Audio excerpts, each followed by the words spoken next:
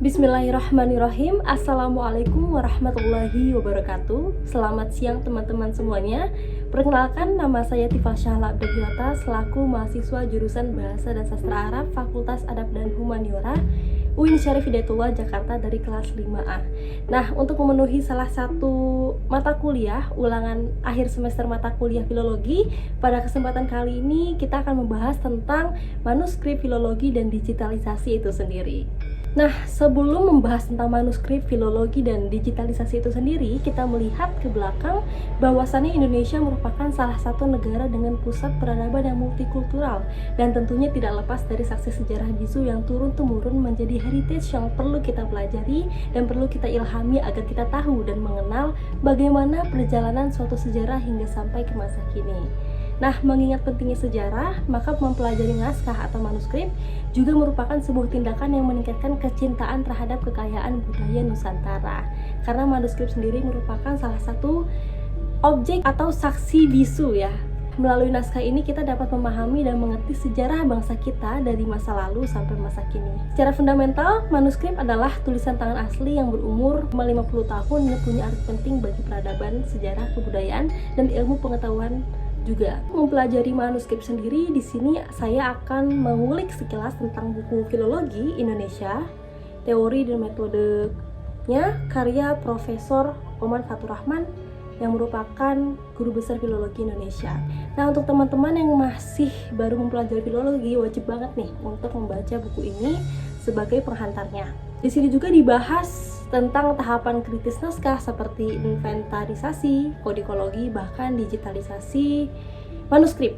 Terkait dengan digitalisasi naskah di Indonesia dan juga menjawab tantangan zaman yang semakin canggih dan modern, pada tahun 2017 didirikan program Digital Repository of Endangered and Affected Manuscripts in Southeast Asia yang disebut juga sebagai DRIMSI. DRIMSI ini adalah program penyelamatan manuskrip melalui digitalisasi yang dilaksanakan atas kerjasama Pusat Pengkajian Islam dan Masyarakat (PPIM) dan UIN Jakarta dengan Center for the Study of Manuscripts Culture (CSMC) Hamburg University dengan dukungan dari The Arcadia Foundation di London.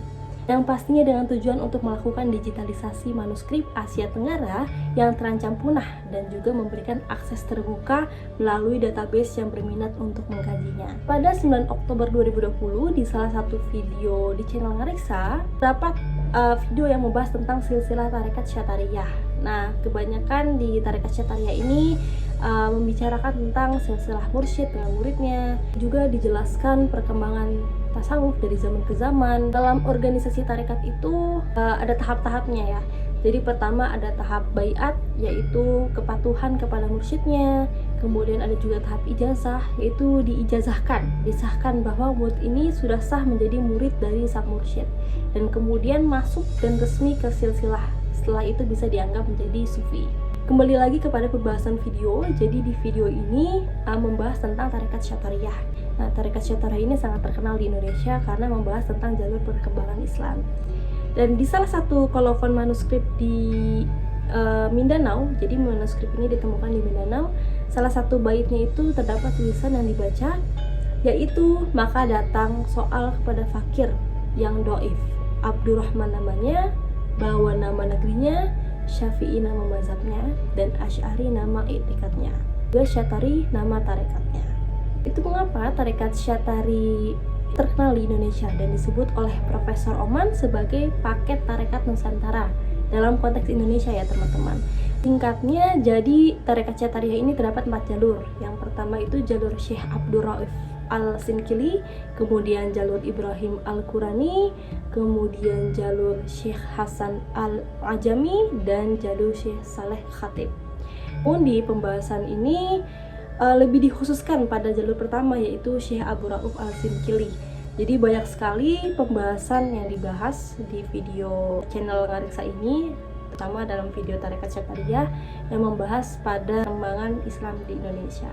Jadi pada kesimpulannya bahwa penting ya manuskrip itu supaya kita tahu perjalanan sejarah dari dulu sampai sekarang.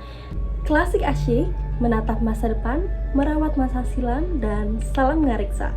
Wassalamualaikum warahmatullahi wabarakatuh.